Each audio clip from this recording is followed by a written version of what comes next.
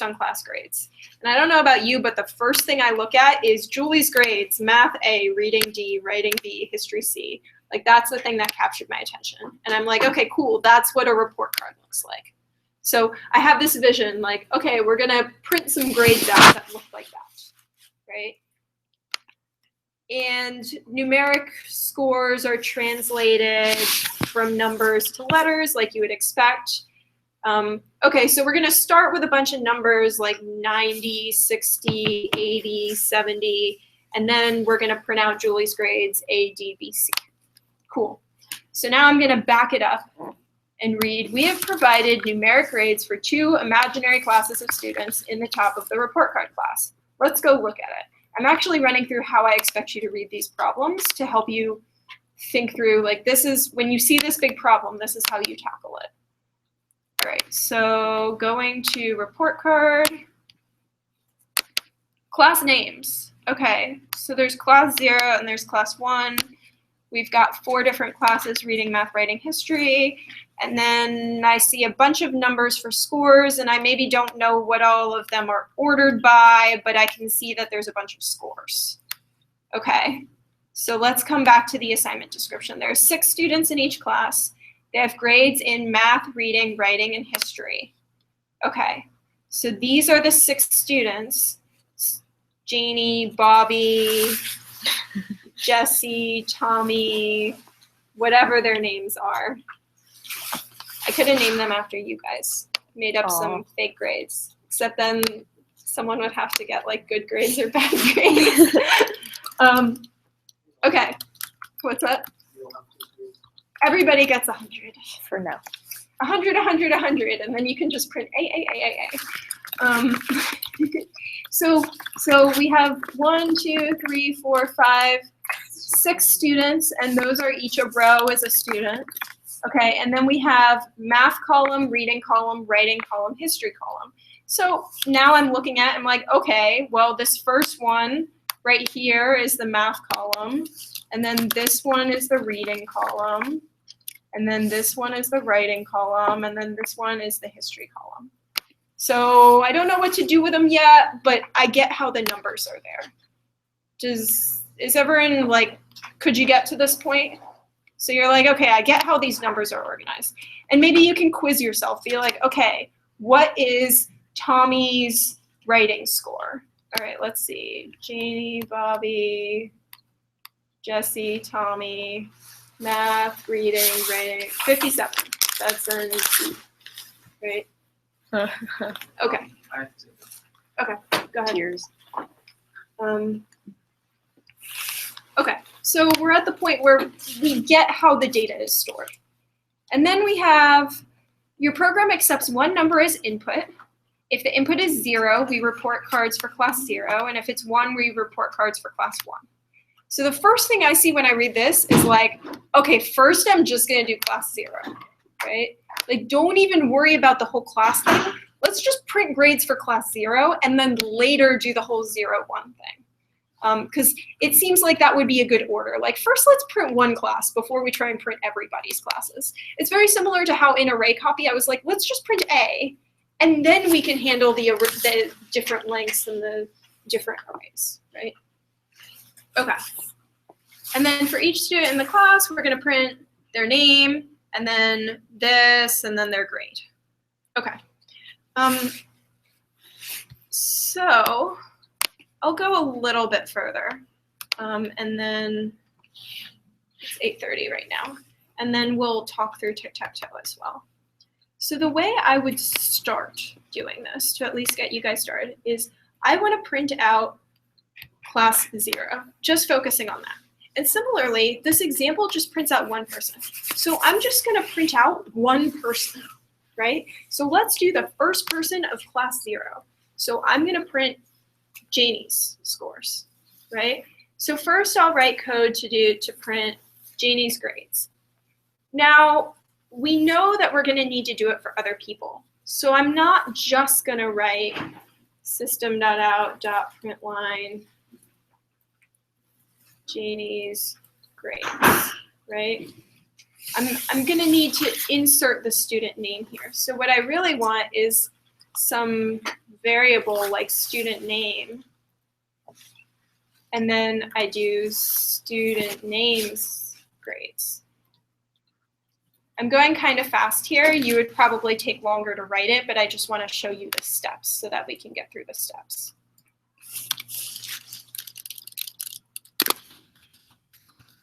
And then to figure out the student name, we would need to pull it out of the array.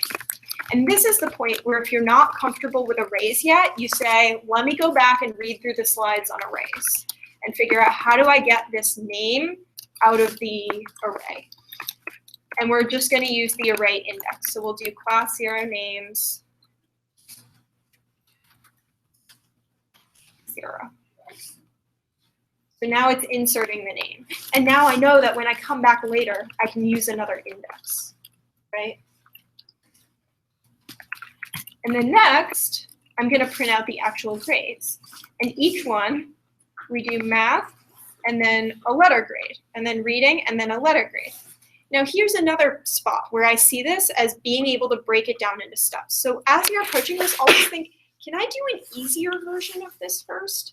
So the easier version I see is, why don't I just do math and then the number grade? And then I don't have to do the whole conversion thing, right? Because you see this and you're like, crap, how do I get to the A? I only have a 97. So let's just do like math 97, reading 60, whatever that is. So that would be the next step. So I'll do system.out.println math colon, or however you decide to format it, it doesn't matter, plus, and now I need that person's math score. And this is where I have to think through the indices. So if we want Janie's math score, we go, okay, Janie's the first one, and math is the first column. So this is index. You do the row and then the column, so it's index 0, 0. So I do, in this case, this is our array that we want to use, and I'm just copy pasting here, 0, 0. And then at this point, you just copy paste this for each of the next several, and you have to figure out which array, which index it is, and what the name of it is, right? But you're doing the same thing over and over again, right? And this assignment actually involves some copy pasting. So that's how you should get started with this. And then your next step might be, okay, now let's convert that number to a letter. And you're gonna need to write a function to do that. And now, rather than copy pasting this over and over again, let's have a function that prints one of the students. And then we can call our function over and over again, right? So then you can kind of gradually work your way up into the bigger solution. And by writing this simple version first, you can maybe find out like, oh, the thing I was actually getting stuck up on was getting these indices of the array right. I forgot that you needed the bracket thing, right?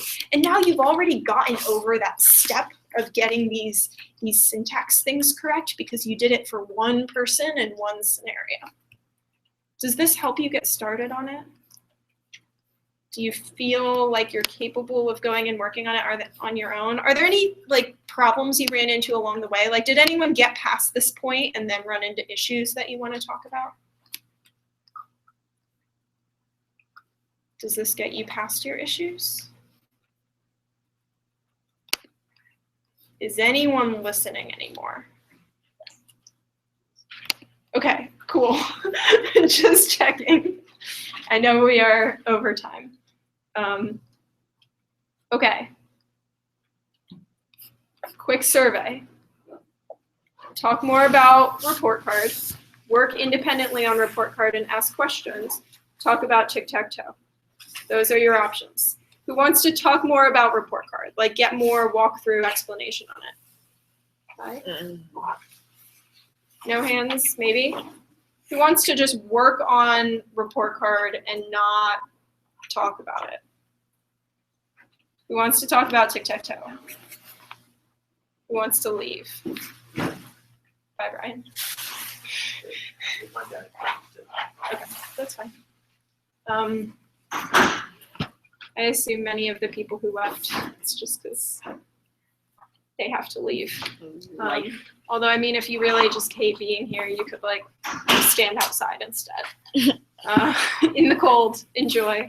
Okay, so let's do exactly what I just did with report card and talk through tic-tac-toe and things that people ran into. Specifically, I have my list of things that I think tripped you up.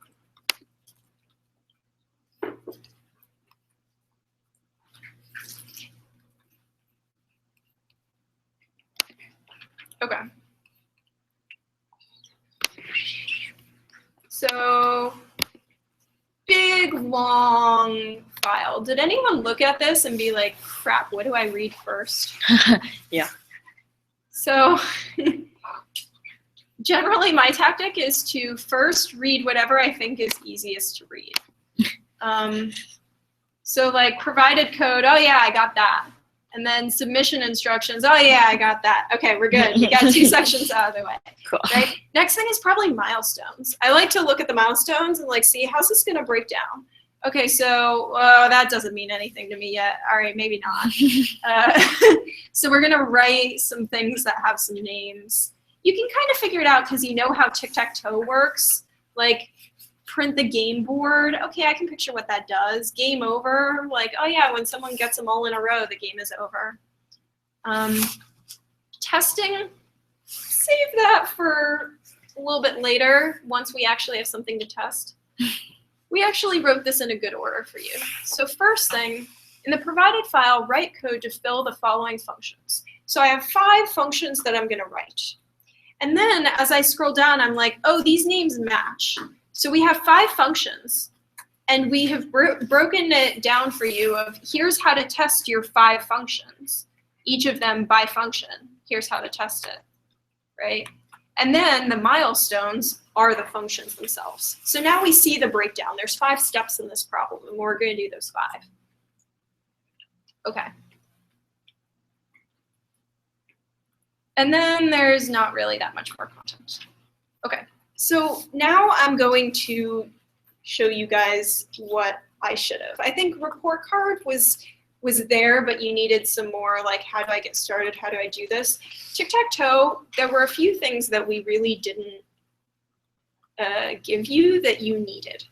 And thing number 1 is, how is this program supposed to behave in the first place? We ran through it in class, but you don't have any example in front of you, like, what is this program supposed to do? So I think that in the future with something like this, we'll try and give you like a demo of it so that you can go run it on your own and be like, okay, this is what it's supposed to do. This is where I'm at. So Jeff has it up, right? Can you just run the whole thing and demo how the whole thing works? Sure.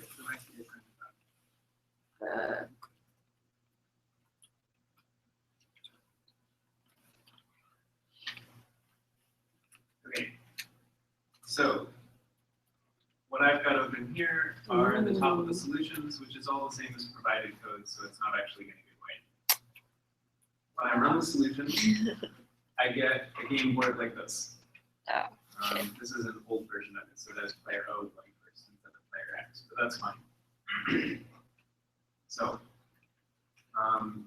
this is a 2-dimensional array, just like the one in report card. So I'm going to choose a row first. So I'm going to choose the very top row, 0. And then let's choose the center column, so 1. There's 0 that's left and 2 that's right. I want the center. So what that does is it sticks an O right in the top center. It's player X's turn. So let's choose the bottom right. So the bottom is the last row.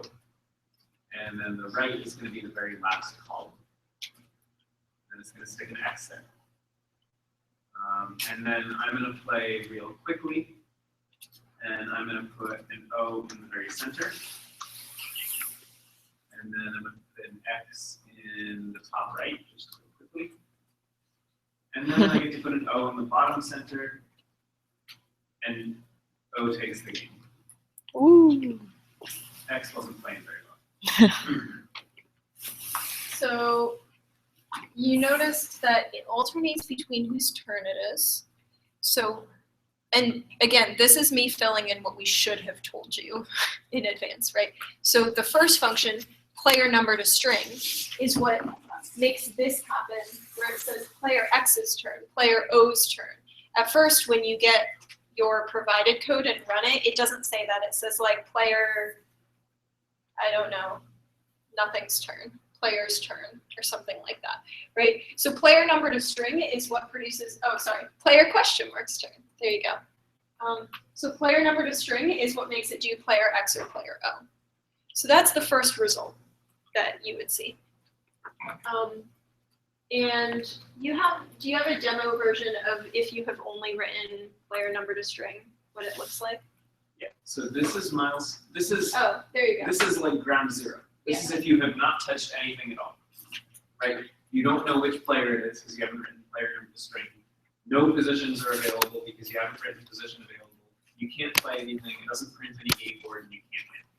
So this is the very beginning. This is what it looks like if you've done that. If you go on to milestone 1, where you have just written player number to string, it is exactly the same, except now it tells you whose turn it is. So once Cloud9 finally gets around to running it, I still can't make any moves. No positions are available, but I know it's player X's turn. So that's the first step I get. And you can't actually make it to player O's turn yet because you can't pick an available space. So this is one of the places in which we messed up, is that you write milestone 1 and you're not even sure that it's working yet. It's not possible to play the game yet. And I think what we can at least give you, hopefully, is we'll maybe take some videos or something so that you can see what it's supposed to be like. I think what you guys needed was like, have I finished milestone 1? Is it working? And we failed to give you that. So this is what it should look like, is it should say player X's turn. And ultimately, once player X is able to take your turn, then it should go to player O's turn. And that's what milestone 1 should handle. Do you guys at least understand like what the intended behavior is for that? Okay, cool. So then milestone 2. Did I start counting at 0 or 1 on here? Yeah, milestone 2. Print game board. So right now you notice that. No, not print game board. Scroll to the actual milestones. Oh, is position available? Whoops. Is position available and set position are milestone 2. So is position available and set position? Again, this wasn't explained very well, but what those do is when you try and choose 1, 1, it'll determine is 1, 1 already taken. So can you demo in the milestone 1 again, or just bring it up again? So it always says position not available, right? So what you need to do is make sure it says position available, or it accepts the position like this. But then if you try to pick 1, 1 again, then it says position not available, right? So that's what is position available does, is it determines whether or not it's already been selected. And in order to figure out whether it's already selected, when someone picks 1, 1, you have to do something with it. So what set position does is when O says 1, 1, it puts an O in that spot, right? So your game actually has a permanent place where it is storing the state of the game so far. What X has taken, what O has taken, what no one's taken. Does anyone know from the assignment, did you get that, where that's stored in the game? Sorry, say it again. Yeah, where we Which one, store what? in the code which positions X has taken, which positions O has taken. We didn't explain this well enough. We stored it in a variable called grid. And you can kind of see, okay, grid is 3 by 3, and it has integers in it. Julie, So- your code's out of date. Just let me show it. Oh, is it? Yeah. Okay, my bad.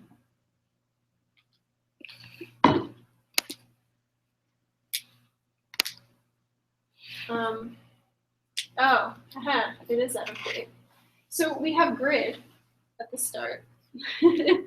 Totally different from what I had originally. And you can see that all of the positions in it so far are unclaimed. So by set position, you're going to be making those positions be claimed. And you see in the description of all the functions that they all get passed this grid. And what that is it's passing you the state of the game so far. And so print game board may just print out based on what you have in the grid. And is position available, we'll check whether the position's available in the grid. But set position is actually going to be what modifies the grid to make sure that the grid is up to date with what people picked. So that's the purpose of set position. And then when you have set position and is position available done, then it'll make you try again if you pick something that's been done before.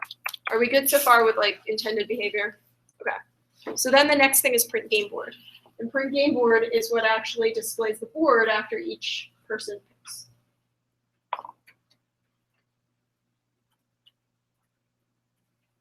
And I think that one's pretty obvious what it does. Now, if you wrote print game board before you wrote set position, then the positions will never get filled in, right? It'll always be an empty board. Are there any questions about set game board? I think that one's relatively straightforward what it does. So it just takes the grid and it prints out. Okay. And then game over is probably the most complex one, or definitely the most complex one. And that's why we broke it into many milestones to work on game over. So the first 3 milestones were everything but game over. And then the last 3 milestones were game over, right? Because there's all this logic of, okay, how do I figure out if someone's won, right? Someone's won if there are X's across the top, or X's across the middle, or X's across the bottom, or O's down the diagonals, or columns, or right? There's all these ways for someone to win. And there are other ways for the game to be over, like if there's a tie, you print cat's game instead, right? So there's all these different scenarios. And so that's why we broke it down into all these different states. So game over is when you get to the point where you're filling in the grid and playing back and forth. And if you never do game over, it'll just keep going. And the grid will fill up and you'll get position not available, position not available, position not available. So you should try that out. Once you've gotten everything but game over, try playing a full game, filling up the whole board, and then having all the positions not be available. So that's milestones 1 through 3. So that was kind of our vision of where your game would be at the end of the first week. But we didn't give you enough background on like what it was supposed to look like at the end of the first week.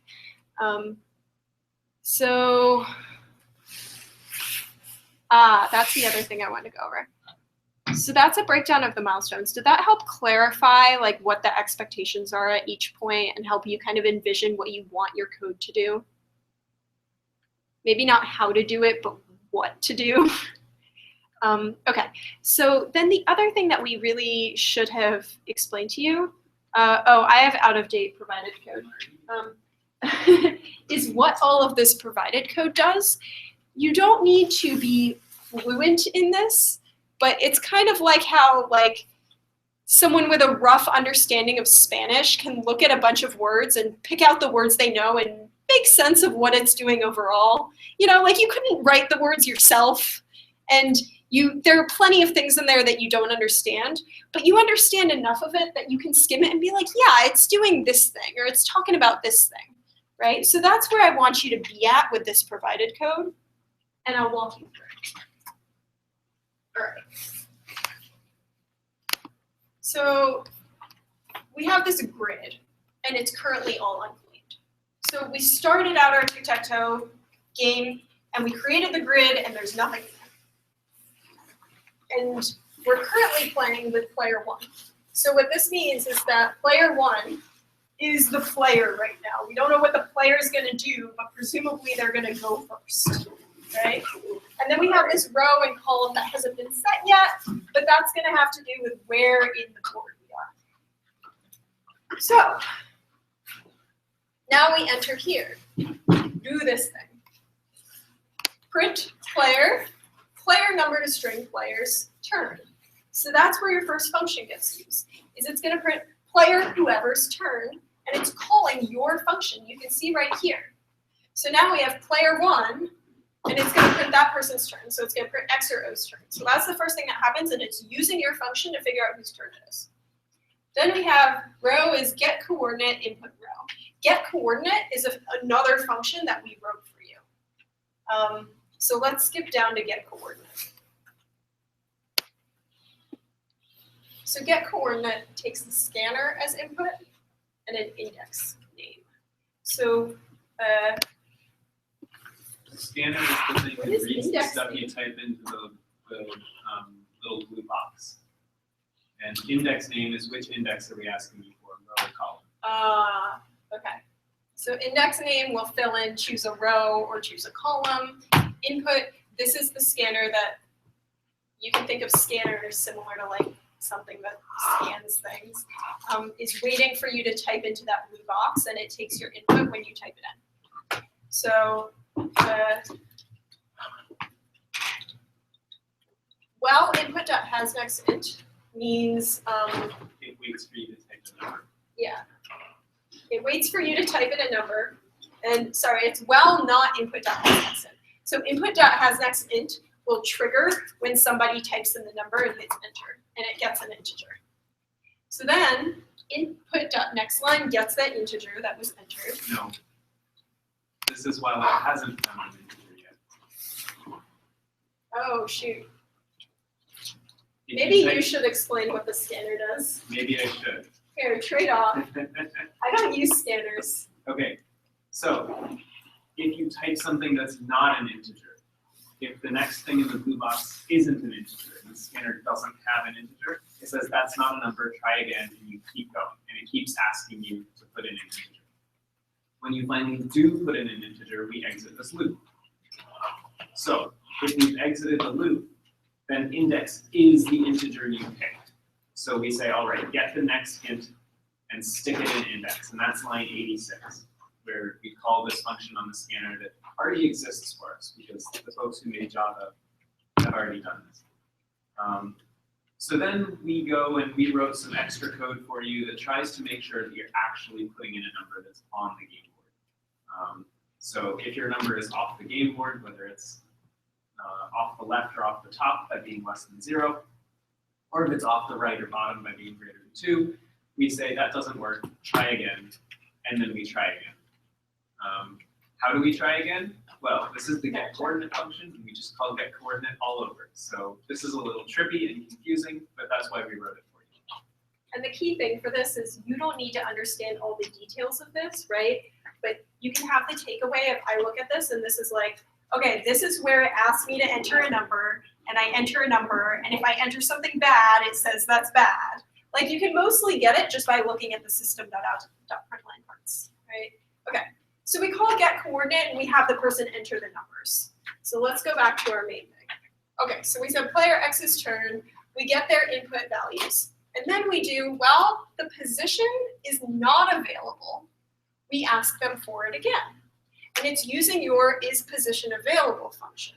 So now we know, okay, so it has them give us the inputs, and then it checks whether the position is available or not, and it asks them to prompt again until they enter something that's available. Does everyone follow this while loop? Cool. And the inputs are the grid, which are all the values, and then the row and the column.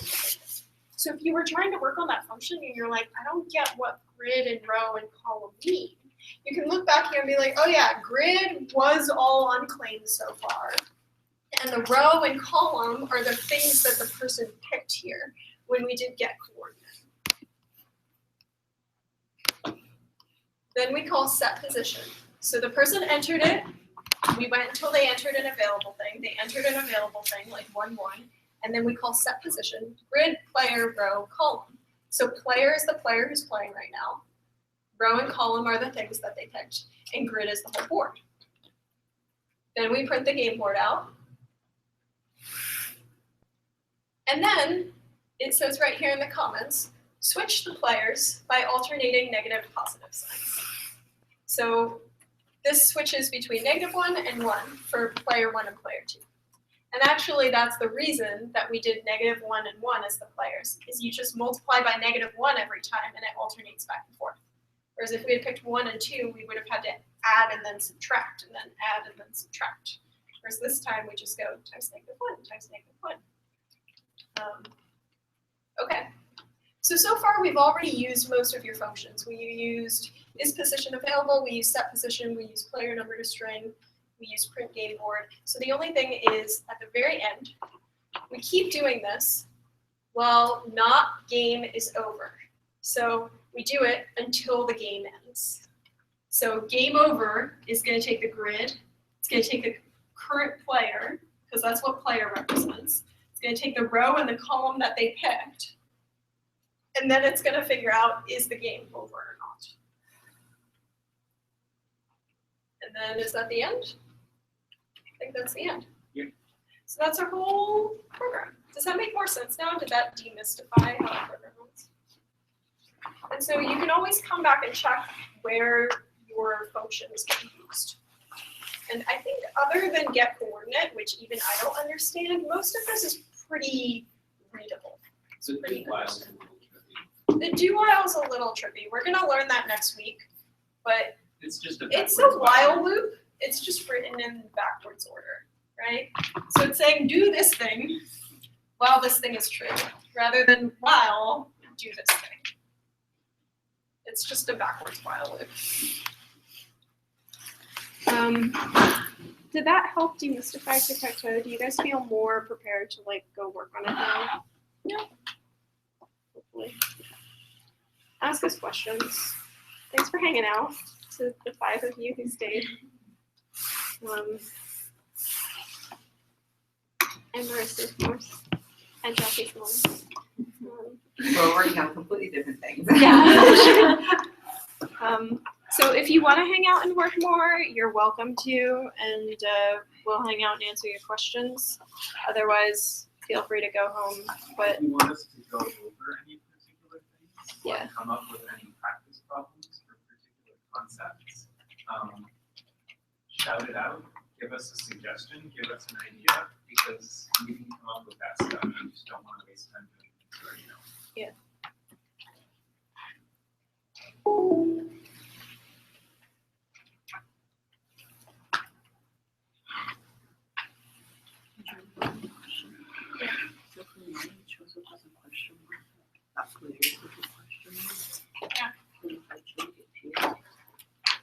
That's my dear. We're gonna have you. Should I stop it now? So the reason is that it's Broadcast? player number. Okay.